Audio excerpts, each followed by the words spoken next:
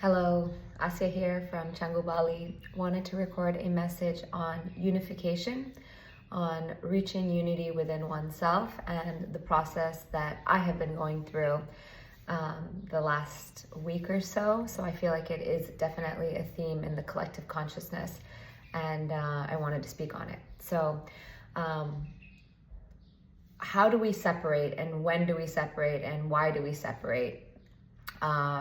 It's a really interesting topic, and so I'll start with a breathwork experience that I went through here in Bali. I was in Ubud, and I did this breathwork, and then I started to feel really scared in this breathwork session, and I started to have all of this fear arise within my body, and I saw a being from my past and someone who I had an encounter with that created a impression within myself that made me feel scared.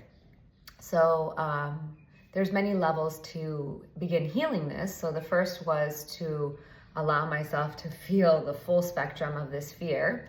And it actually, I had this huge red rash that just emerged on my skin after this session, because I had a release by actually feeling this emotion that was stuck within probably my liver, because I think, or my kidneys maybe.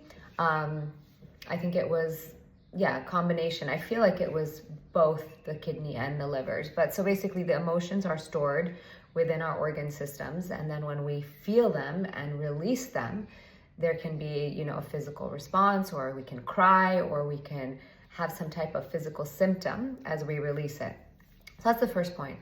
And then it's to move into deep compassion towards this person and to maybe start to step into their shoes. One of my favorite ways of thinking about reality, especially in relationship to someone else, is the one finger, three fingers. So whenever we point a finger outward at anyone else, there's three fingers pointed back to us. So I always like to ask myself, what is this person reflecting to me? See, this whole reality is actually just a mirror. So every single person that you are encountering is actually just mirroring something back to you. So if I was scared of this person, they were mirroring to me the scary aspects of myself, right? And so by holding them in compassion and love and forgiveness, I then begin to hold myself, that scary aspect of myself, in love, compassion, and wholeness. So it's this part of starting to not think that anything is outside of you, but what is it reflecting to you about you? And if it's something that you're saying oh, I don't want to look at that, that's scary, and you feel like you need a boundary, think about this analogy of what is it within myself that I'm creating a boundary within myself, right? Because I feel like a lot of the spiritual talk is always oh, we need boundaries.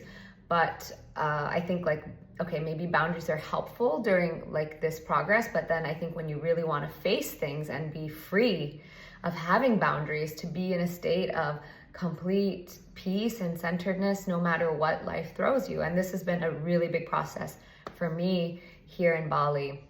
I'm going to give two more examples that will help kind of elucidate this point a little further. So I went to a raw vegan restaurant, and I was the only customer there, and there was a family, and there was a small child, and she was making this noise, and it was a screechy, terrible sound. That's how my mind started to analyze it. So I'm okay, wow, that's interesting that I'm noticing that this sound is very uncomfortable for me.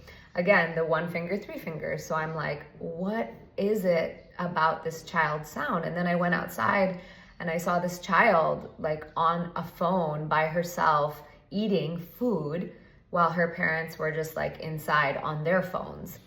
And it made me realize that the child's sound, the frequency that she was emitting, was this frequency of feeling neglect and feeling not taken care of. And so she was wanting that attention, and again, I started to hold her in compassion.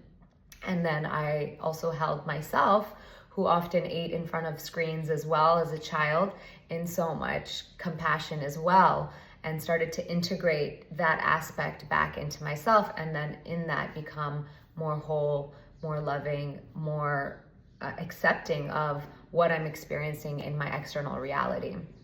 Okay, last example. Yesterday I went to the Sam Garrett concert here in Bali, and I was in the first row. I got there so early. I was so excited to see Sam Garrett.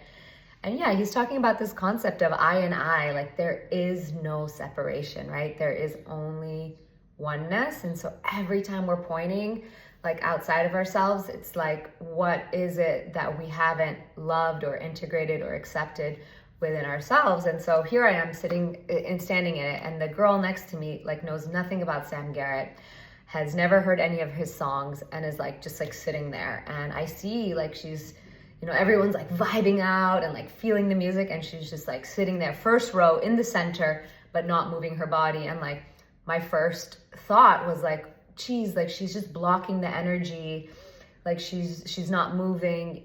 And then I started saying like, wow, like what a judgment, you know, like just starting to notice the way I start judging and like deeming things outside of myself as less than or not good or uncomfortable, because they are actually the aspects of myself that I have not integrated. So I started to think, okay, like how can I have compassion towards this person? And then I was like, well, maybe she feels really uncomfortable, and maybe this environment, like she hasn't heard his music. Like I'm like a freaking Sam groupie, like Sam Garrett groupie, like love all his songs, listen to him all the time.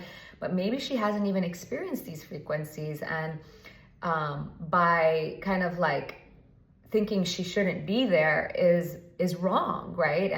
And instead, like I should have love and compassion for her, because I could feel her frequency was one of discomfort, right? She was not 100% comfortable.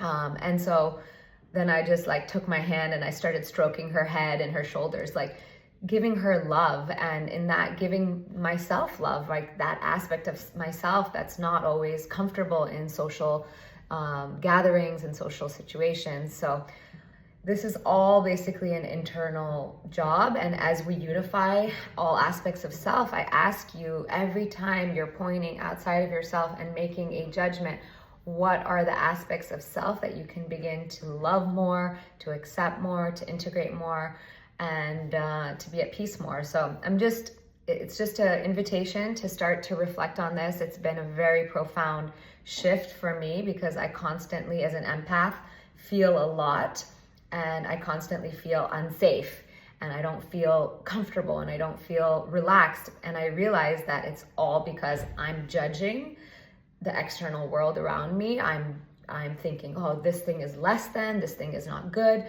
And it's all actually aspects of my own self that I have not accepted. It's all aspects of my own being that I haven't accepted. And so the more I have love and compassion for every single person, place, thing, experience, like if someone's smoking a cigarette, if someone's drinking alcohol, if someone is doing whatever they're doing, and just like holding them in love, like not judging them. So moving beyond judgment and into unity. I hope this message helps. I'm sending so much love to you from Canggu, Bali. This is my last day in Bali. I'm about to go to the beach for one last swim, and I fly out tonight. But it's been a magical journey.